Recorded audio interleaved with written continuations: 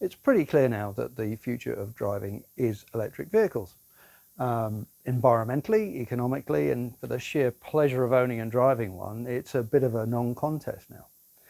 One of my favourite bits is in terms of how you refuel. The idea of stopping off and paying through the nose to stand by a car in all weathers and hold a nozzle while you squirt fossil fuel into a car to burn is absolutely gone, and it seems completely crazy now. No, refueling an electric car as you get home, and when it's convenient, a bit like your mobile phone, you just, that's it, done for another 200 miles, thanks. It's a wonderful thing. And at the same time as this pull of everybody realising what wonderful things electric cars are, you've got lots of very good government schemes like grants and tax breaks, and of course things like ultra low emission zones and stuff like this, to try and push everybody over towards electric vehicles as fast as possible. But there is a problem, and it's rapidly becoming the biggest barrier to this transition to electric clean transport.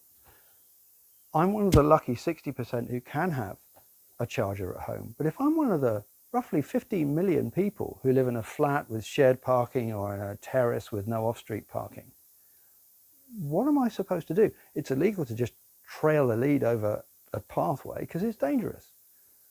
You could perhaps charge at work if you drive to work and if they've got a charger, or you can use public chargers, and thank goodness there's great schemes to put more and more of those in, but it's still nothing like the same cost benefit and the same convenience benefit. Now this problem, this two-tier split that's building up, is having a massive effect. Statistics are kind of hard to get hold of this early on, but it looks like someone who has the ability to charge at home is about 4 times more likely to have an EV than someone who doesn't. That's millions of people who could be switching over and can't. And that is what Co-Charger was created to solve. Now, the solution isn't a silver bullet. There are some amazing schemes going on to help the transition to EVs, and we all need all of them to work.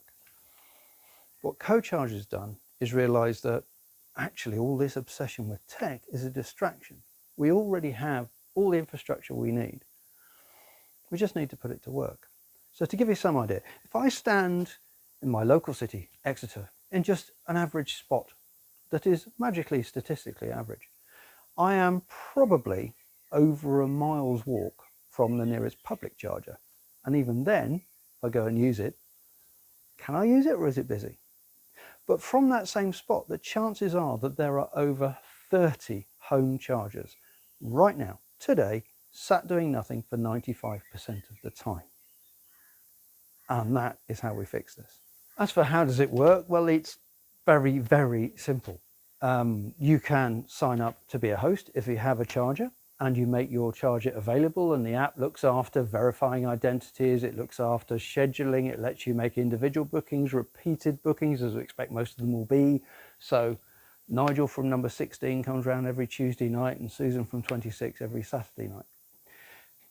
It looks after all that. It looks after communications and reminders to make sure that Nigel knows, oh, it's Tuesday, I won't go and find a parking space around the corner, I'll go to Fred's house. It reminds Fred to park away from his charger so that Nigel can come in. It looks after all the calculations. It makes the process of charging incredibly easy. It can be like 5 clicks to do a charge session. And of course, it looks after completely secure payment. Now, for quite a while, there's been some really brilliant charger sharing apps out there, and they are very important. And we hope that by helping to get more people into EVs in the process, we will help those companies and those apps. But what ours is all about is helping the person who hasn't got an EV yet to get one. And it's not really about the app. The app is beautiful. It is a brilliant piece of engineering, but this is about the people, about the collaboration, and about getting everyone to work together to a mutual benefit. So what else for the future? Well, for a start, this model obviously is easily extensible to international use. This problem exists all around the planet, and we intend to make sure this works for everybody. So the impact can be absolutely huge as long as we keep working on it and collaborating on it. We want to work with government, and we're already making that happen because there are so many fantastic schemes going on, and we provide a way of closing the gaps that we all know need closing for them. We just want to collaborate.